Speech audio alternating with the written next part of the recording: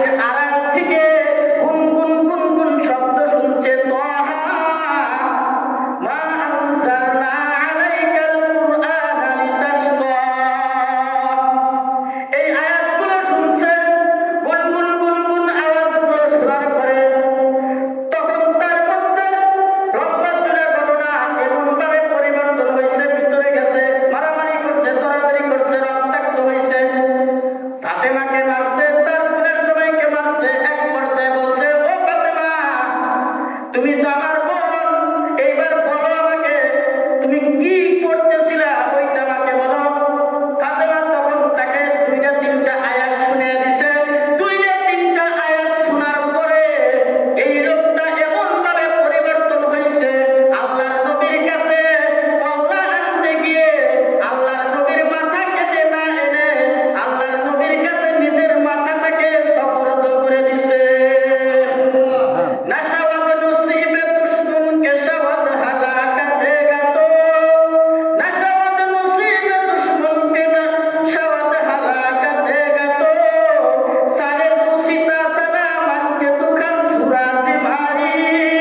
বলতেছে, ও নবী, আমি তো আসছিলাম আপনার মাথা কাটার জন্য, কিন্তু প্রতিমধ্যে আমি কোরআনের কিছু আয়াত শুনছি, এত ভালো লাগছে, এত ভালো লাগছে। ও নবী, আমি এখন আর আপনার মাথা কাটবো না, বরং আমি আমার মাথা আপনার কাছে দিচ্ছি, আপনি যা বলবেন আমি তাই শুনবো।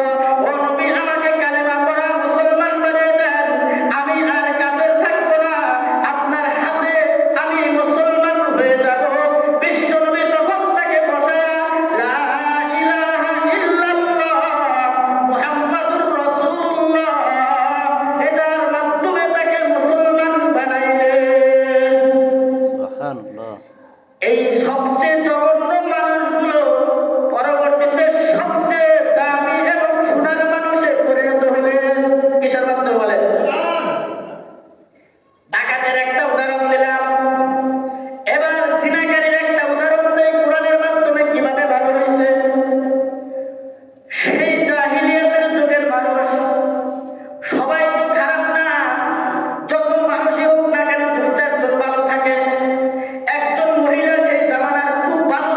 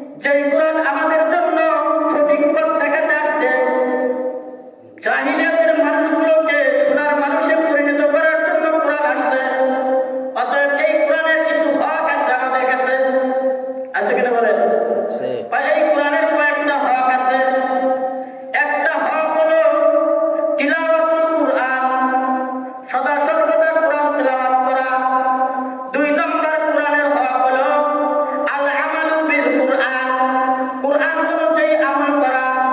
3 নম্বর কোরআনের হক হলো আল ইসমাতু বিল কুরআন ওয়াল মুহাব্বাতু বিল কুরআন। কুরআন মুহাব্বত করা, কুরআনকে সম্মান করা। 4 নম্বর কোরআনের হক হলো আল ইশাআতু বিল কুরআন, কুরআনকে দুনিয়ার মধ্যে সম্প্রসারিত করা। 5 নম্বর কোরআনের হক হলো আদ-দাওয়াতু ইলাল কুরআন, কুরআনের দিকে মানুষকে দাওয়াত দেওয়া।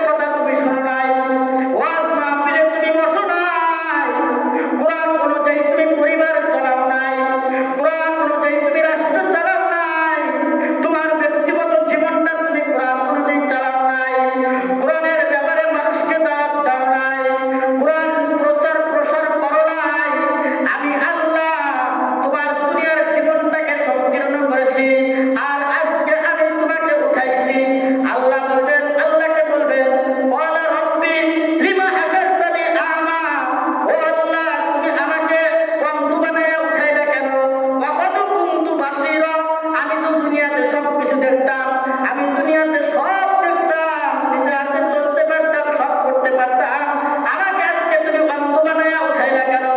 আল্লাহ রাব্বুল কারীম বলবেন, ক্বালা কাযালিকা আতাতকা আয়াতি ফানাসিতাহা, আজকে আমি তোমাকে অন্ধ বানাইছি, এর কারণ হলো তোমার কাছে আমার আয়াত গেছিল, আমার কোরআন গেছিল, দুনিয়াতে তুমি সেই অনুযায়ী চলো নাই, আমার কোরআনকে ভুলেছিলা, আমার কোরআন তুমি দেখো নাই, আমার কোরআন অনুযায়ী চলো নাই, যার কারণে আজকে আমি তোমাকে অন্ধ বানাইছি।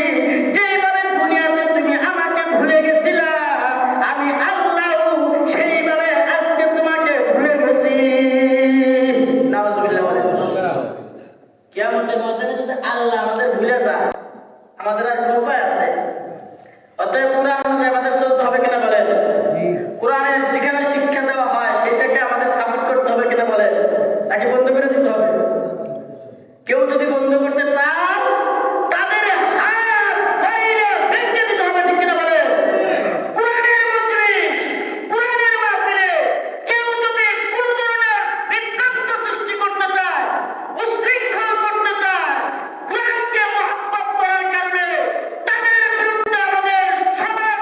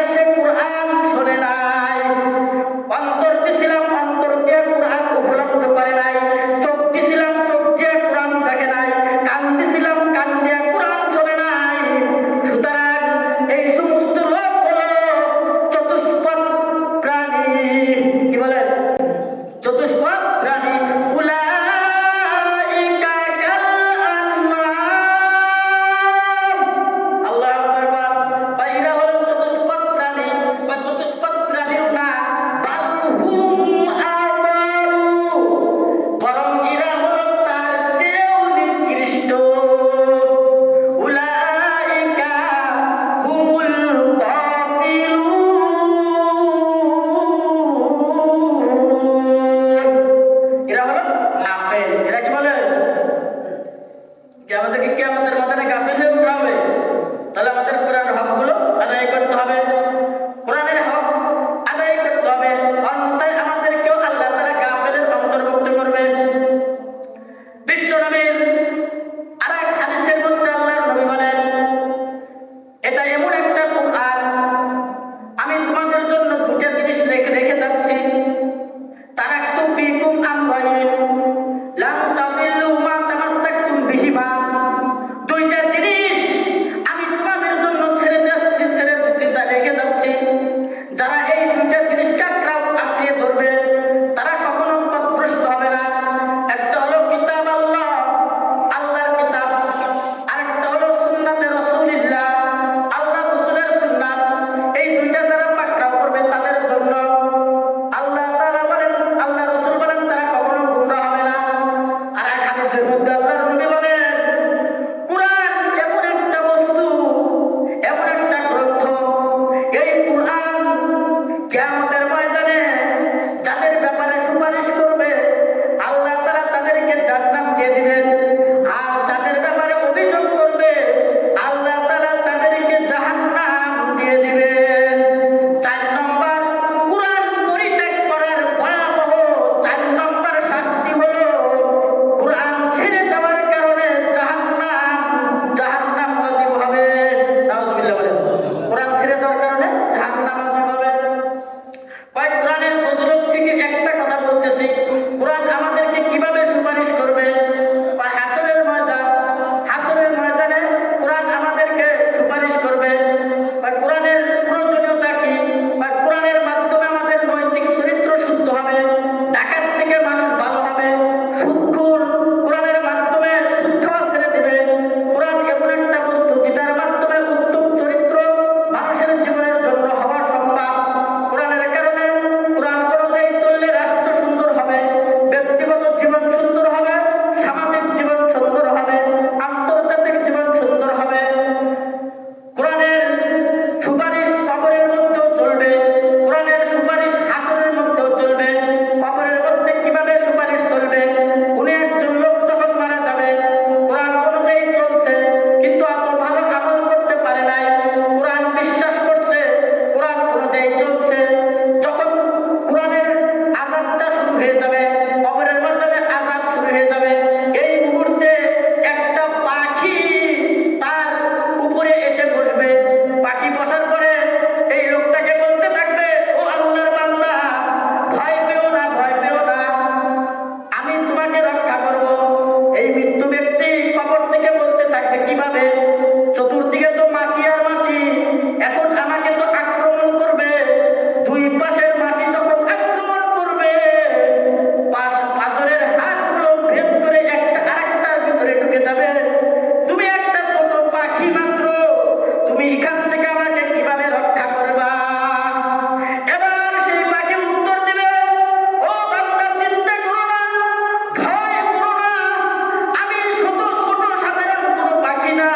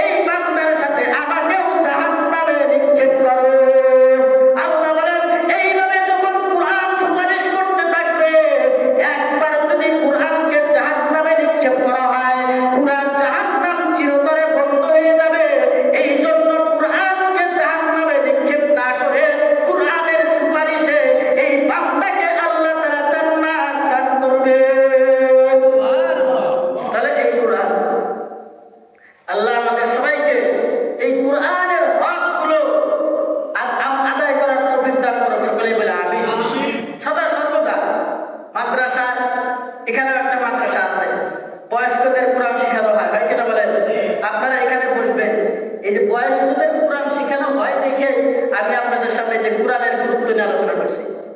কি বলেন, ভালো হয়েছে না একটু? বিষয়টা বুঝছেন তো নাকি? কোরআনের হক আদায় করলে জান্নাত, কোরআনের হক আদায় না করলে 4 ধরনের ভয়াবহ শাস্তি। এই জিনিসটা সবাই মাথায় রাখবেন। পরিবারে গিয়ে বলবেন, আত্মীয় স্বজনকে বলবেন। এখানে বয়স্ক, ডাক্তার, ইঞ্জিনিয়ার, যত পড়াশোনাখানি হোক না কেন, সকলের জন্য এখানে উন্মুক্ত ক্লাস। কি বলেন? আল্লাহ আমাদের সবাইকে এই যে একটা বয়স্ক মসজিদ, আল্লাহর